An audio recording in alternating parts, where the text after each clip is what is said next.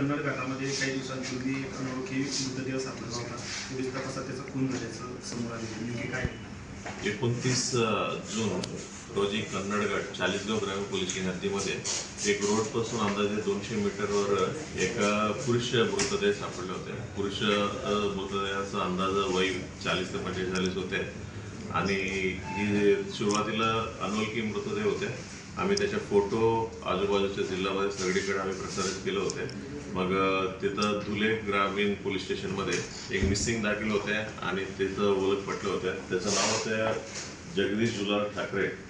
मग ओळख पटल्यानंतर आम्ही पोस्टमॉर्टम करून घेतलं होतं. पोस्टमॉर्टममध्ये हे निष्पन्न झालं की त्यांचं डोक्यावर 2 बुलेट झाकून त्यांना हत्या केलं या गोष्टी निष्पन्न झालं.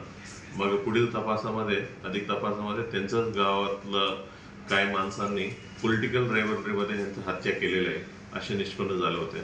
मग त्या अनुषंगाने आम्ही 3 आरोपींना अटक केलं. 3 आरोपींचं नाव आहे शुभम सावंत, अशोक मराठे, दोन्ही तेच गावाचं आहे. गावाचं नाव होतं मोरदड जुले आणि तिसरा एक आरोपी होता. हे दोन्ही मुख्य आरोपींचं एक मित्र होता चाळीसगावचा रहिवासी वीरेन गोविंदसिंग तोमर. त्यांना मदत केली म्हणून त्यांना देखील आम्ही अटक करण्यात आलो मर्डरच्या गुन्ह्यामध्ये.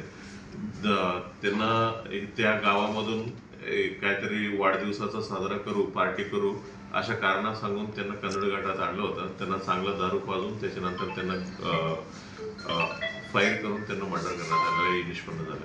राजकीय कारण नेमकं काय होतं? काय राजकीय पार्श्वभूमी आहे? ते त्यांचं जे मयत इस्मानचं वाईफ जे कंप्लेनंट आहे त्यांनी असं मेन्शन केलं की त्यांना दोन्ही लोकल ग्रामपंचायतमध्ये दोन्ही अलग अलग पॅनलमध्ये आहे आणि येणाऱ्या ग्रामपंचायत इलेक्शनमध्ये ह्या माणसं राहिले की त्यांचं राजकीय भविष्यात धोकादायक राहील म्हणून त्यांना मर्डर केलं म्हणून जे मयत झालेलं इस्माईल त्यांचं मिसेस कंप्लेनंट आहे त्यांनी असं सांगण्यात आलेलं आहे. या विषयावर आमचे तपास चालू आहे. सर, आरोपींना किती दिवसाची पोलीस कोठडी? हे आरोपींना 3 आरोपींना 5 दिवसाचा पोलीस कस्टडी भेटलेला आहे. सर, आरोपींनी गुन्ह्याची कबुली दिली? आरोपींनी गुन्ह्याची कबुली दिलेली आहे.